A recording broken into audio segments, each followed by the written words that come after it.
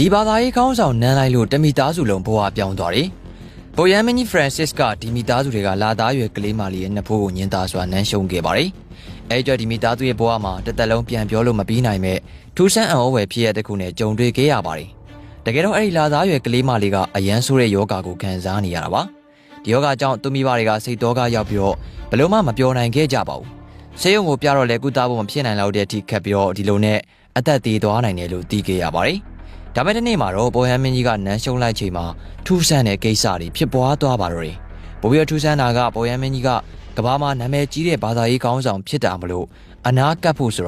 ာတော်ရုံနဲ့မဖြစ်နိုင်ပါဘူး။ဒီဇလန်ကအခုချိန်ထိလဲလူတွေကတူတူပြောနေကြပြီးတော့ပေါ်ဟန်မင်းကြီးဖရန်စစ်ရဲ့ဘုံတကူကြီးမားပုံကိုပါဖော်ပြနေတဲ့ဇလန်တစ်ပုဒ်လည်းဖြစ်ပါတယ်။ဒါဆိုရင်ဒီမိသားစုရဲ့ဘဝကိုပြောင်းလဲစေတဲ့ဖြစ်ရကဘာများဖြစ်နေမလဲပေါ်ရမင်းကြီးလိုမျိုးကဘာပေါ်ကစွမ်းအားကြီးဆုံးပုဂ္ဂိုလ်တယောက်ကဘာကြောင့်ဒီကလေးမလေးရဲ့နှစ်ဖူးကိုနန်းရှုံခဲ့ရတာလဲနောက်ပြီးတော့လုံခြုံရေးတွေတိတ်တဲသားရဲ့ပေါ်ရမင်းကြီးရဲ့အနာကိုဒီမိသားစုကဘယ်လိုနည်းလမ်းနဲ့အရောက်သွားခဲ့တာလဲဒီမေကွန်းရဲ့အဖြေနဲ့အတူဒီမိသားစုနဲ့ပေါ်ရမင်းကြီးတို့ရဲ့ဂျာကထူးဆန်းအောင်ပွဲဇလန်းကိုဒီနေ့ဗီဒီယိုထဲမှာပြောပြပေးသွားမှာပဲဖြစ်ပါတယ်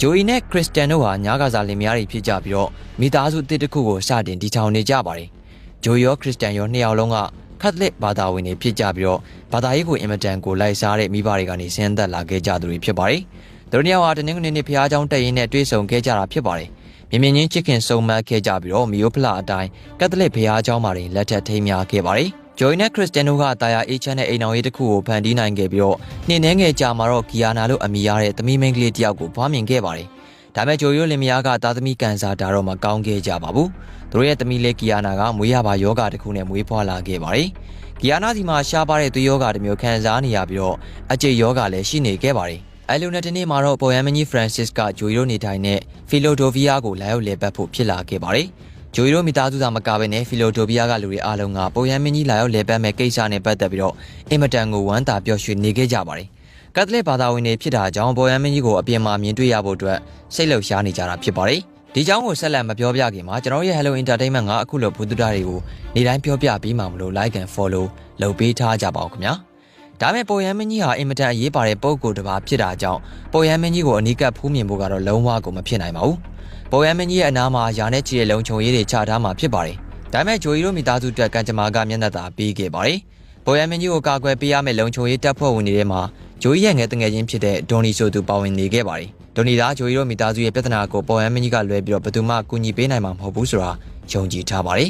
်အဲ့အတွက်ဒေါ်နီကသူ့ရဲ့တာဝန်ကိုအပြတ်ကွက်ခံပြီးတော့ဂျိုရီတို့မိသားစုကိုပေါ်ယမ်မင်းကြီးရဲ့အနာကိုကတ်ခွင့်ရဖို့ကူညီခဲ့ရပါတယ်ပေါ်ယမ်မင်းကြီးရဲ့မြို့ပတ်ခရီးစဉ်တွင်ဒေါ်နီဟာဘေးကနေလုံခြုံရေးဖြစ်တာဝန်ယူရပါတယ်ဒီလိုနဲ့ဇီလန်တစ်ခုကိုကြော်လာပြီးနောက်မှာဒေါ်နီဟာတငယ်ချင်းဖြစ်သူဂျိုရီကိုဖုံးလန်းဆက်ပြီးတော့အမြန်လာခဲ့ဖို့နဲ့သမီးလေးဂီယာနာကိုပါအပါခေါ်ခဲ့ဖို့ပြောခဲ့ပါတယ်ဂျိုရီတို့ကလည်းသမီးလေးဂီယာနာကိုခေါ်ပြီးတော့ပေါ်ယမ်မင်းကြီးရှိနေတဲ့နေရာကိုရောက်လာခဲ့ကြပါတယ်လုံခြုံရေးတာဝန်ယူထားတဲ့ဒေါ်နီကဂျိုရီတို့ကိုပေါ်ယမ်မင်းကြီးရဲ့အနာကိုကတ်ခွင့်ရအောင်ကူညီပေးခဲ့ပါတယ်အားလုံးတည်ထားပြီးတဲ့အတိုင်းပေါ်ယမ်မင်းကြီးဟာအင်မတန်ကလေးချစ်တတ်သူဖြစ်ပြီးတော့ဂီယာနာလေးကိုလည်းလက်နဲ့လမ်းပြီးတော့ပွေ့ချီခဲ့ပါတယ်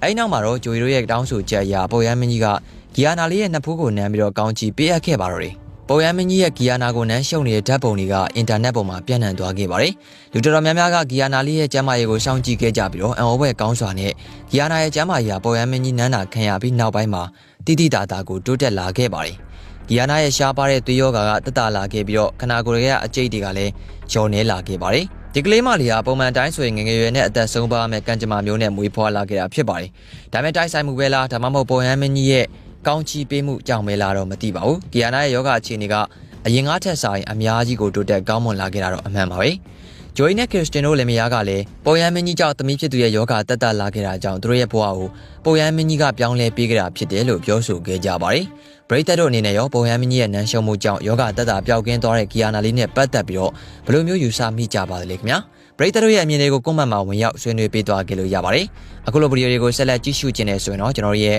Hello Entertainment ကို follow လုပ်ပေးထားနိုင်ပါတယ်ခင်ဗျာ